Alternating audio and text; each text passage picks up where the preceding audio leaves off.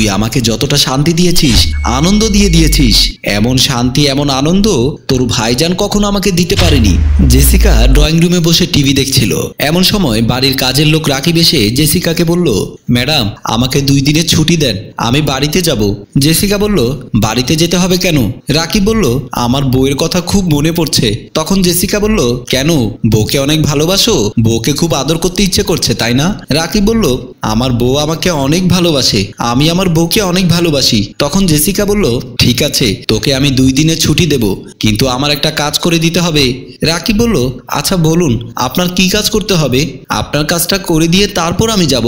Jessica বলল, কাজটা করতে হলে ঘরে যেতে হবে। তারপর রাকিব বলল, চলুন।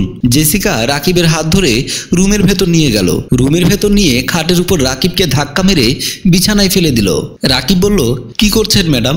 জেসিকা বলল, তোমাকে যে কাজের জন্য নিয়েছি সে কাজ বিছানা ছাড়া হবে না। তুমি বুঝতে পারছো তোমাকে কি কাজ করতে হবে? রাকিব বলল, আমি এমন কাজ করতে পারবো না, আমাকে মাফ করে দিন। তখন জেসিকা বলল, ঠিক আছে, মাফ করে দেব, কিন্তু তুমি যখন রুম থেকে বের হবে আমি জোরে চিৎকার দিয়ে বলবো তুমি আমার রুমে এসেছিলে আমার সাথে খারাপ কিছু করতে। তারপর রাকিব নিরুপায় হয়ে জেসিকার কথা মেনে নিল। কিছুক্ষণ সময় কাটানোর পর জেসিকা রাকিবকে বলল, এখন কি ছুটি লাগবে? রাকিব বলল, ছুটি লাগবে না, বাড়ির কাজটা তো আপনাকে দিয়ে সেরে নিলাম। জেসিকা বলল, তোমার যখন ইচ্ছে করবে তুমি আমার কাছে চলে আসবে। তারপর রাকিব রুম থেকে বেরিয়ে আসলো। আর এদিকে জেসিকা মনের খুশিতে নিজেকে সামলাতে না পেরে বালিশ নিয়ে জড়াজড়ি করছে। মনে হলো কতদিন পর যেন পুরুষের ছোঁয়া পেয়েছে। নিলয় অফিসে বসে কাজ করছিল। নিলয়ের মেয়ে কলিগ সুমি নিলয়কে বলল, স্যার একটা কথা বলবো আপনাকে। নিলয় বলল, বলো। তারপর সুমি বলল, স্যার আপনাকে আমার অনেক ভালো লাগে, আপনার যদি কোনো আপত্তি না থাকে আপনার সাথে আমি একদিন একা সময় কাটাতে পারি। কথা শুনে নিলয় বলল, আজকের পর যদি কখনো এমন কথা বলো তাহলে তোমাকে আমি অফিস থেকে বের করে দেব। সুমি বলল, কেন স্যার? আপনার ভালো লাগবে, আমারও ভালো লাগবে।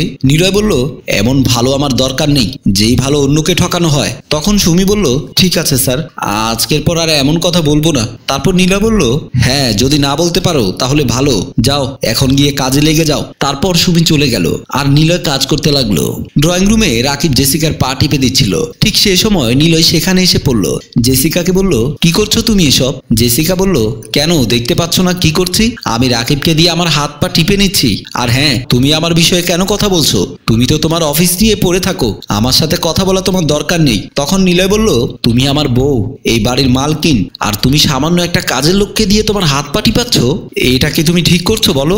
তখন জেসিকা রাকিবকে বলল, রাকিব যা তুই এখান থেকে। তারপর রাকিব সেখান থেকে চলে গেল। জেসিকা নিলয়কে বলল, তুমি যদি রাকিবকে দিয়ে তুমি তোমার কাজ করাতে পারো তাহলে আমি কেন পারবো না? নিলয় বলল, এই কারণে পারবে না কারণ তুমি একজন মেয়ে মানুষ, আর একজন মেয়ে মানুষ কখনো কোনো পুরুষ মানুষ দিয়ে হাত পা টেপাতে পারে না। জেসিকা বলল, ও আচ্ছা, এখন আমার জন্য তোমার এত মায়া হচ্ছে, আর যখন একা একা ছটফট করি তখন তোমার মায়া হয় না? আমার বিষয়ে তুমি যদি কথা না বলো তাহলে আমি অনেক খুশি হব। এ কথা বলে জেসিকা সেখান থেকে চলে গেল। আর নিলয় সোফাতে বসে পড়ল।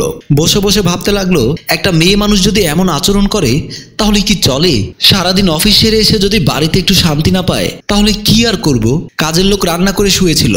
আর তখন জেসিকা সেখানে গিয়ে বলল, তখনকার কথাতে কিছু মনে করিস না, তোর ভাইজান যাই বলুক আমি তো তোর পাশে আছি, আমি থাকতে তোকে কোথাও যেতে হবে না, তুই এই বাড়িতেই থাকবি আর আমার হয়ে থাকবি। রাকিব বলল, আপনি শুধু শুধু আমার জন্য কেন এমন করছেন? জেসিকা বলল, তোর ভালোবাসা পাওয়ার জন্য। তুই আমাকে যতটা শান্তি দিয়েছিস, আনন্দ দিয়েছিস, এমন শান্তি এমন আনন্দ তোর ভাইজান কখনো আমাকে দিতে পারেনি। রাকিব বলল, এখন চলে যান, ভাইজান ঘরে আছে, ভাইজান দেখতে পেলে অনেক সমস্যা হয়ে যাবে। তখন জেসিকা বলল, সমস্যা হলে হোক, আমার শরীরের চাহিদা মিটিয়ে দে, আমি চলে যাব। আজ যদি তুই আমাকে আদর না করিস তাহলে আমার রাতে ঘুম হবে না। তুই কি চাস আমি সারা রাত ছটফট করি? রাকিব বলল, আপনাকে দেখলে আমি আর থাকতে পারি না, আপনাকে দেখলে আমার অনেক আদর করতে ইচ্ছে করে, কিন্তু আপনি মালিক, আমি কাজের লোক, চাইলেই তো আর সবকিছু হয় না। তখন জেসিকা বলল, এখন সময় নষ্ট না করে আসো, আমাকে ঠান্ডা করে দাও। তারপর দুজনেই শুয়ে পড়ল। নিলয় অফিস রুমে মন খারাপ করে বসে আছে। এমন সময় সুমি আসলো। স্যার কি হয়েছে? মনে হয় আজকে আপনার মন খারাপ। তখন নিলয় বলল, আচ্ছা সুমি, বলো তো, পৃথিবীতে সেক্সুয়াল সম্পর্কই সবচেয়ে বড়? ভালোবাসার কি কোনো মূল্য নেই? তখন সুমি বলল, ভালোবেসে একজনকে বিয়ে করেছিলাম, সে আমাকে ছেড়ে চলে গেছে। কেন চলে গেছে সেটা জানবেন স্যার? সে আমাকে যখন তখন বিরক্ত করত। আমি তার কথায় রাজি হতাম না বলে সে রাগ করে চলে গেছে। কিন্তু আমি যেদিন বুঝতে পারলাম যে একটা নারীর কাছে একটা স্বামীর মূল্য কতটুকু, সেদিন অনেক দেরি হয়ে গিয়েছিল। এখন শত চেষ্টা করলেও আমি আমার স্বামীকে পাবো না। শুধুমাত্র সেক্সুয়াল সম্পর্কের কারণে আমার স্বামীকে আমি হারিয়েছি। এর চেয়ে বেশি কিছু জানি না স্যার। কথা বলে সুমি সেখান থেকে চলে গেল। আর নিলয় ভাবতে লাগলো, আমিও তো জেসিকার সাথে খুব খারাপ আচরণ করি, জেসিকাকে বোঝার চেষ্টাই করি না। তার জন্যই তো জেসিকা আমার সাথে এমন করে। আজ সন্ধ্যা 7টা বরাবরের চেয়ে আজকে একটু আগে বাড়িতে চলে আসলাম। এসে দেখতে পেলাম জেসিকা ড্রয়িং রুমে বসে টিভি দেখছিল। আমি আমার হাতে থাকা ব্যাগটি রেখে জেসিকাকে জড়িয়ে ধরে বললাম, আই লাভ ইউ। জেসিকা আমার মুখে আই লাভ ইউ শব্দটি শুনে অবাক হয়ে গেল আর আমার দিকে হা করে তাকিয়ে রইল। এমন ভাবে তাকিয়ে আছে মনে হয় আমাকে প্রথম দেখলো। নিলয় বলল, তাকিয়ে আছো কেন? তখন জেসিকা বলল, যে কথা কখনোই শুনিনি সে কথা যদি হঠাৎ করে শুনি তাহলে তো একটু অবাক হবই।